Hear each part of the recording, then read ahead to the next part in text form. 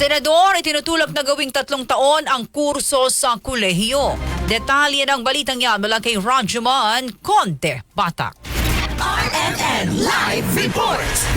Pinaiiklian ni Senator Sherwin Gatchalian ang panahon o ang taon na igugugol ng isang mag-aaral sa kolehiyo. Nakapaloob ito sa inihaing 3-year College Education Act ng Senador na layong gawing 3 taon ang kurso sa kolehiyo sa halip na 4 na taon at tinitiyak ang kahandaan ng mga mag-aaral sa kolehiyo sa pagtatrabaho. Ayon kay Gatchalian, panahon na para tuparin ang pangako noong nagdagdag ng 2 taon sa high school kung saan iikli ang panahon sa tertiary level.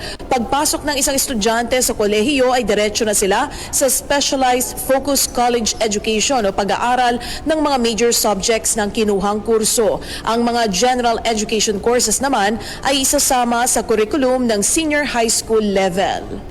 So babawasan natin yung college education from 4 years to 3 years. Itong practice na ito ay ginagawa sa maraming bansa, especially sa Commonwealth countries like the United Kingdom, Canada, Australia.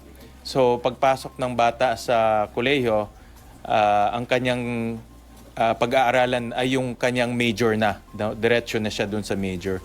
Yung mga general education subjects, ibababa sa senior high school. Yan ang pahayag ni Senator Sherwin Gatchalian.